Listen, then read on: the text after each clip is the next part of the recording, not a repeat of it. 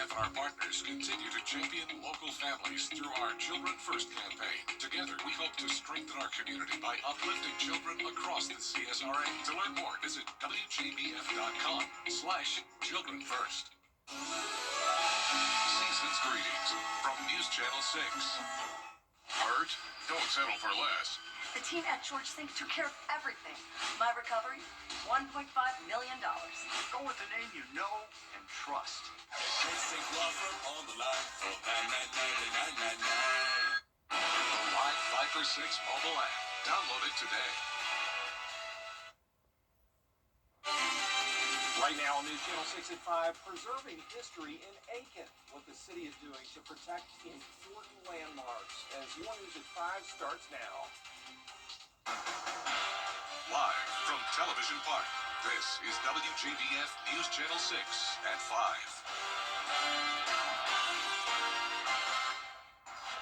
Good evening, everybody. I'm Brad Means. Thanks for joining us. Jenny is off today. Coverage you can count on begins with a setback for a zip line. Our chief meteorologist, Jenna Petracci, is joining us now for our first look at the weather. Beautiful sunset happening right now in Thompson, Brad. Here's our Terry Limber Hyundai Skyview cam. A few fair weather clouds, but overall a nice sunny day.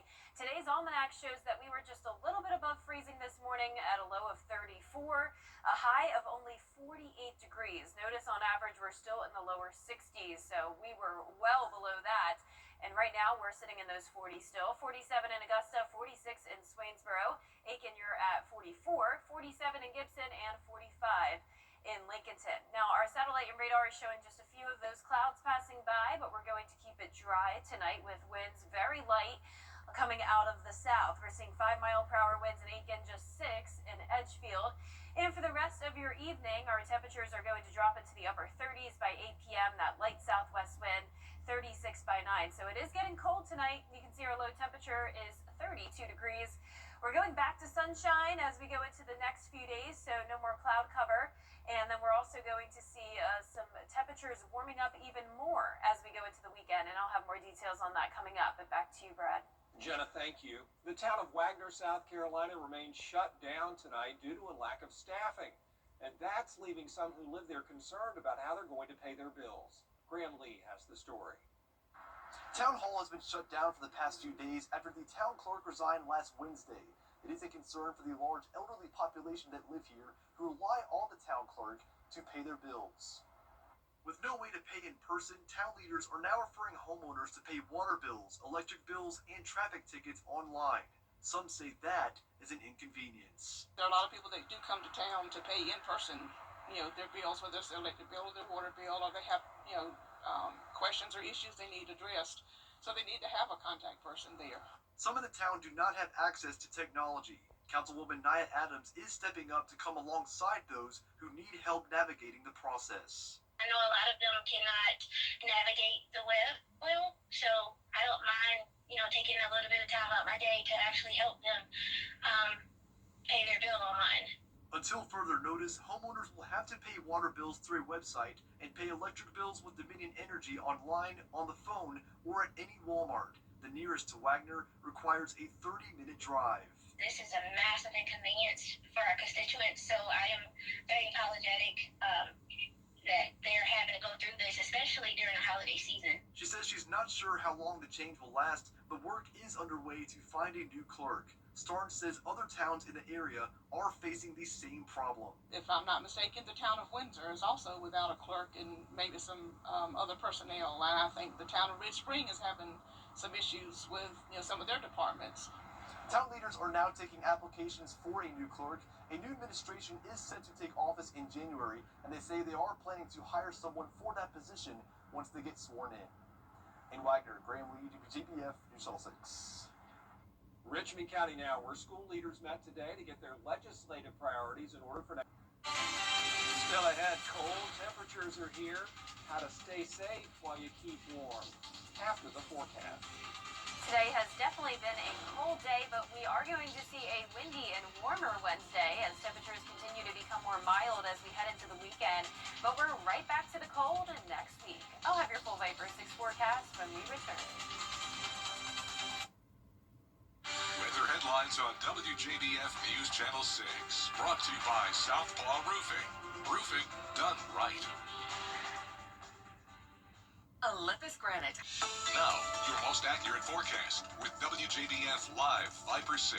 Welcome back. We're seeing a pretty nice sunset right now on our Terry Lambert Hyundai Skyview cam. Clear skies over here, cloud cover over there. But overall, it was a mostly sunny day for us, and that's a nice change of pace from how it's been lately. Now, it's still cold. That hasn't changed. We're in the upper 40s for highs today with a light wind out of the southwest. Dew points are low in the low 30s, and around the CSRA, everyone is in the 40s. So 43 in McCormick, as warm as around 46 in Swainsboro. But we're all pretty much shy of that 50-degree mark today. High pressure is directly overhead. We do still have some lingering cloud cover, but tomorrow is going to be a sunny day as well. So we're going to be starting out our morning pretty cold, 32 at 7 a.m., and then we're going to be climbing into the upper 50s to even lower 60s. So it is going to be noticeably warmer tomorrow, but it's also going to be noticeably windier. You can see those wind gusts tomorrow morning at 10 a.m. up to around 25 miles per hour. Once we get into the afternoon, that's when we could see gusts over 30 miles per hour, and then the winds settle down later on in the evening. But because of the high wind gusts, we do have a lake wind advisory from 10 a.m. until 11 p.m. tomorrow for southwest winds sustained up to 15 miles per hour, gusts up to around 35. So here's the reason why. So tonight at 7 p.m. we're going to be clear with the clear skies overnight. That will allow those temperatures to drop below freezing in several spots. But the winds are quickly going to come out of the southwest ahead of this cold front, and that's going to warm us up to around the 60-degree mark tomorrow. But with that cold front pushing through, that's why we're going to see those gusty winds tomorrow afternoon and evening. A few passing clouds possible, but it's going to be dry. So this is a dry frontal boundary. Then the winds briefly start to shift direction again, coming out of the northwest on Thursday. That means temperatures will go back down again. But then we quickly warm up once again this weekend. So the main takeaway here is that our temperatures are really all over the place. Notice on Saturday, it's going to be the warmest day it's been since before Thanksgiving. 66 degrees and then 64 on Sunday. We also have a 10% chance of rain on Sunday, and that's going to be because of another cold front. This is a snapshot from 6 a.m. on Sunday morning. So for the possibility of late night Saturday showers into early Sunday morning, but I'm keeping that rain chance low since it really won't impact your day too much with it coming in overnight and early in the morning. But let's look at these temperature changes. This is our upper level pattern. Sunday at 3 p.m. you can see by the yellow color there, that's indicating that warmer air. But once we get to Monday night or Monday morning, as that cold front passage goes through, we're right back to below freezing. And Monday afternoon is going to be much colder as well. And then that freezing air sticks around into our Tuesday morning. So how does that look when it comes to our temperature trend? Well, we're going from 66 on Saturday and 64 on Sunday back down to 49 on Monday of next week. So even though we're seeing a little bit of a warm up here, it's not going to last for long. We've got that powerful cold front coming through, bringing just that 10% chance of rain on Sunday, followed by the big drop in temperatures next Monday. All right, thanks a lot, Jenna. It's been so cold lately. A lot of people find all sorts of ways to stay warm. Space heaters, Yep, right? exactly. It's a big way to help your house stay warm and save some money while you're at it. But with one wrong move, things can get dangerous. A woman died in a fire in South Carolina last week. She fell asleep with her space heater too close to her bed. Firefighters say you need to plug that heater straight into the wall. Don't plug it into a power strip. Don't leave it unattended. And most importantly, make sure there's a safe zone around the space heater. Always keep a 3-foot safety zone around the heater. Unattended use, when you leave the room, make sure you turn it off, or even when you're sleeping. You should also check the batteries in your smoke detectors, and if you need help doing that or changing the batteries, most local fire departments will come help you out. Up next, Toys for Tots. What one child is doing to honor the Christmas spirit this year after the break. We can fill any stocking with Grab and Go.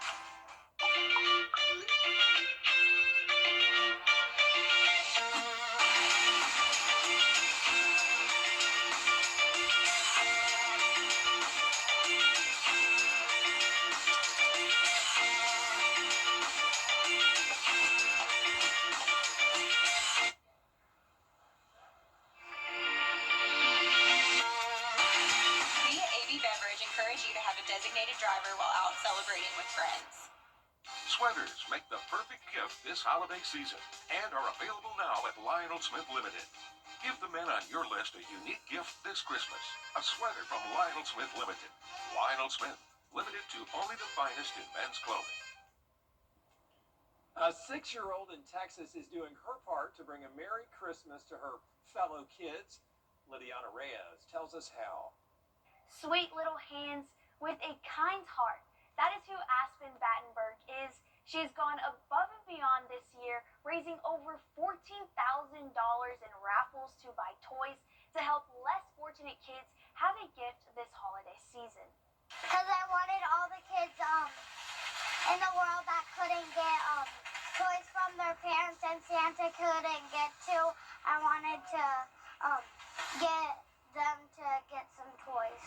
She bought a variety of toys, including Barbie dolls, bicycles, Hot Wheels, and many more, all going straight to Toys for Tots. Aspen and her family, they did some raffles the last couple of months, and this is her 3rd year doing this, and so she's got an understanding of what she needs to do, and she was able to raise $14,500 through the different raffles, and then we went to Walmart yesterday and spent a little more than $14,000, and her dad ended up covering the rest. Here in the Permian Basin, there are a lot of families utilizing the Toys for Tots program. Last year we did almost 50,000 toys to around 4,500 kids here locally.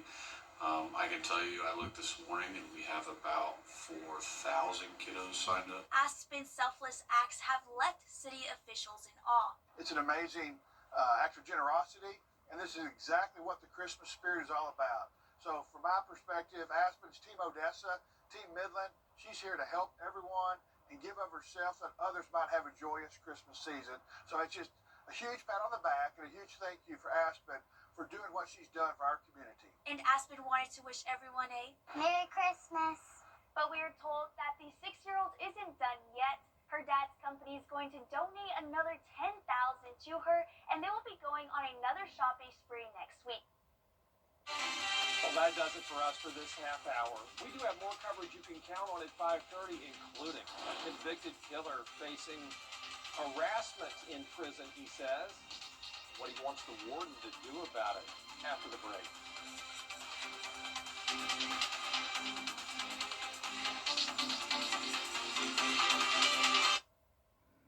It's time to update that old tub with that. How do you know when you've made the right decision?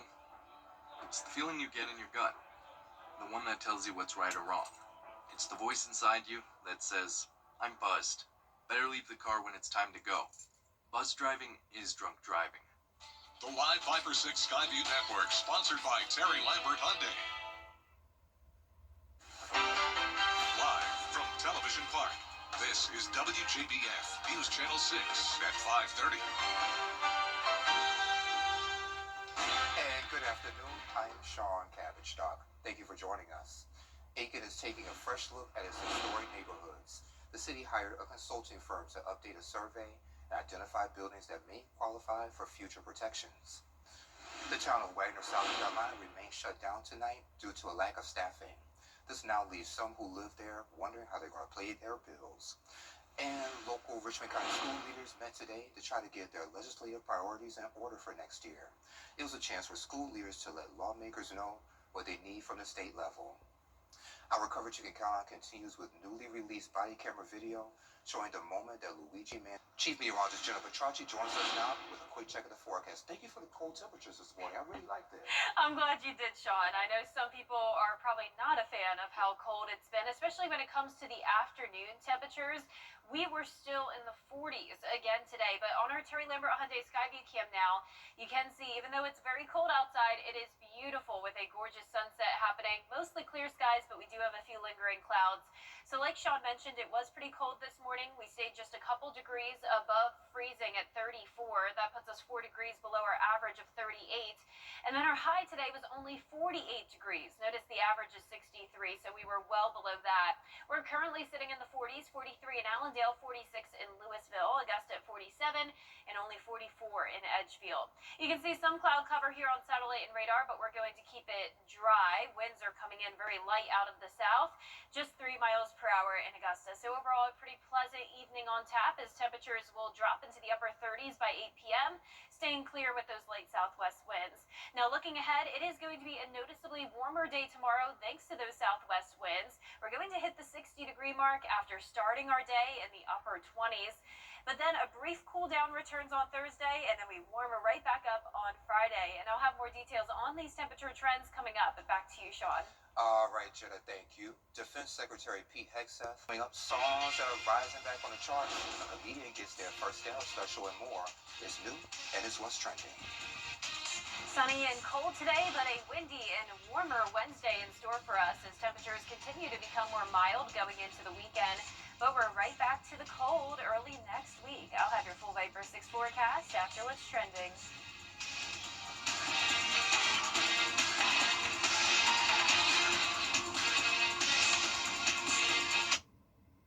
Tonight, tracking the season. Time and temperature brought to you by Eben Gray's Roofing Service, the name you know and trust. Hey there, welcome back. Time to take a look at what's trending. Do you like the smell of fresh croissants? Well, the grocery store has the fragrance for you. Lidl is out with its limited edition croissant-inspired fragrance.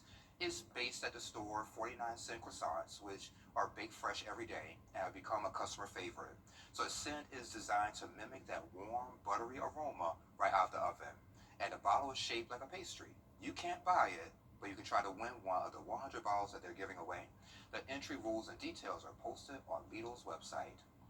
A new smart ring is being billed as an extra memory for your brain at the best price and part is it's under 100 bucks. The Pebble Index 01 is a smart ring with a built-in button and microphone that lets you capture ideas the moment they come to you. It's from the creator of the Pebble Watch. You press the button, say your thought, and it saves straight to your phone. No internet, no subscription needed, and the battery lasts about 2 years, and when it's done, you can send the ring back for recycling. You can even store audio on its own if your phone isn't nearby. The Pebble Index 0 is available for pre-order for $75 and it ships in March. Songs making their way back to the... Well, maybe I need to get a Netflix subscription so I can take a look at that. Thanks, Melvin. That's all the time we have for What's Trending. Still ahead, Jenna will have your full forecast when we come back.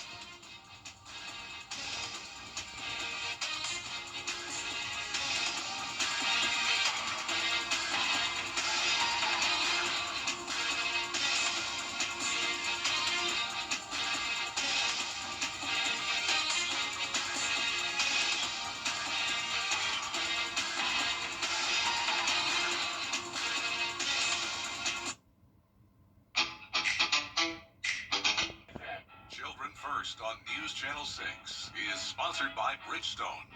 The News Channel 6 mobile app is now even better. Download it today. Now, your most accurate forecast with WJBF Live Viper 6. Welcome back. I am loving our new Terry Lambert Hyundai Skyview Cam in McDuffie County. Look at this view of the sunset out of downtown Thompson. It has been a beautiful day. It was nice to see the sunshine finally, but even though it's sunny, it's still cold. We're sitting at 47 degrees with light winds out of the southwest. Dew points are low, down in the lower 30s, so we do have dry air in place, allowing those skies to be mostly clear. And temperatures are in the 40s across the board this evening, and it's going to get pretty cold tonight with a lot of places dropping below freezing.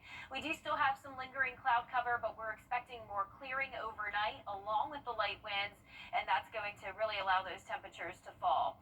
So it's National Christmas Card Day. You probably didn't know that, but here's a look at your evening forecast. We're going to be at 37 by 8 p.m. with those calm winds and clear skies. And in honor of it being National Christmas Card Day, here is your very own digital Christmas card from the Live Viper 6 weather team. So we are all wishing you a wonderful holiday season. Now looking ahead to tomorrow's forecast, starting out in the lower 30s, then climbing into the upper 50s to even around 60 degrees throughout the day. And that's going to be thanks to the southwest wind bringing in the warmer air. Now it is going to be a pretty windy day. Notice tomorrow at 10 a.m. we're going to see those gusts up to around 25 miles per hour.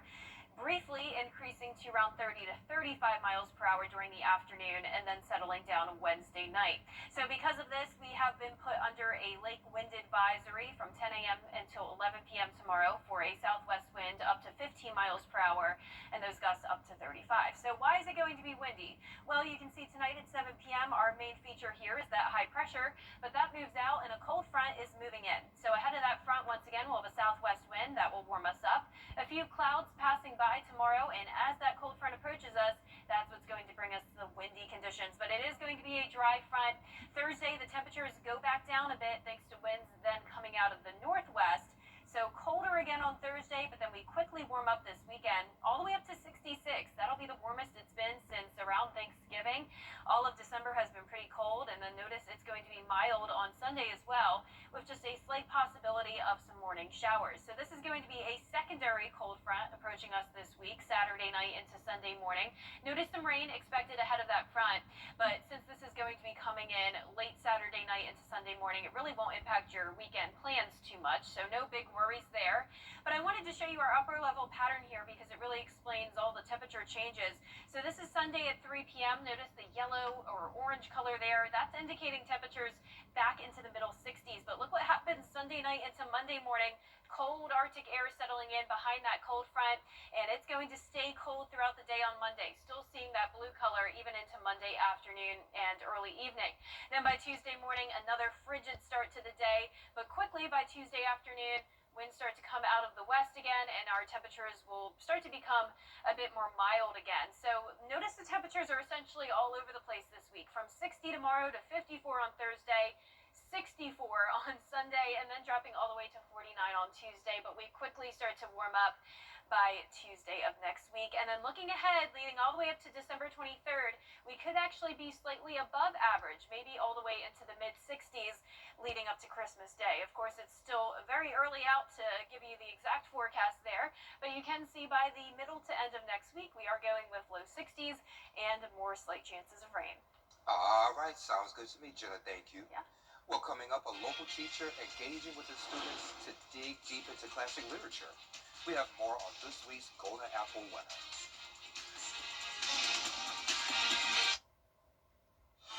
The Hyundai. Today, we meet a teacher who gives new life to old stories. Brad Means joins us now. Hey, Brad. Hey, Sean, and you can learn so much from those old stories. They're a big part of Evan Dixon's English class at Washington Wilkes Comprehensive High School. His students finding lessons for today from the literature of long ago. Mr. Dixon, or more appropriately, Dixon, is the winner of the Golden Apple Award.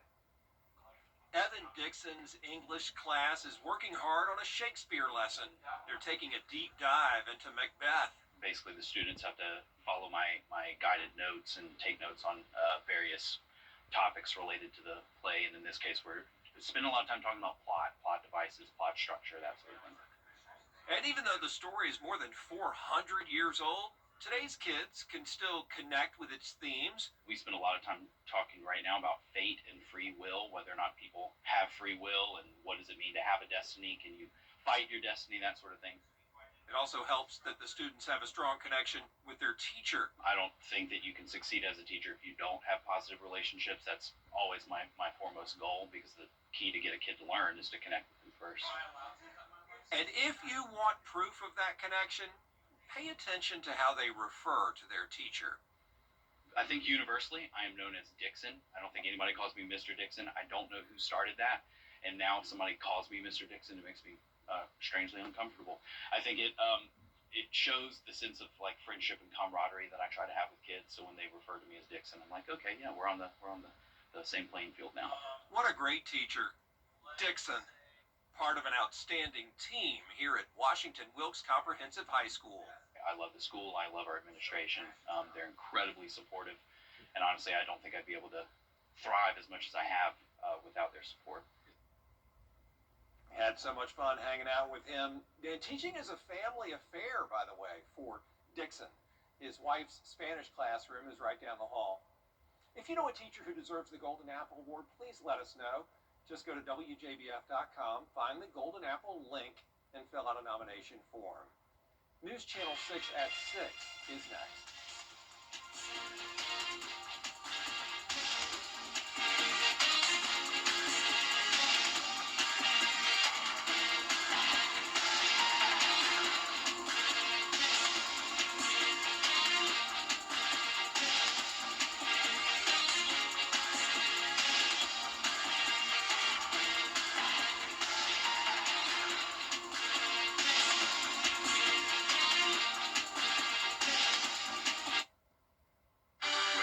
headlines on WJBF News Channel 6.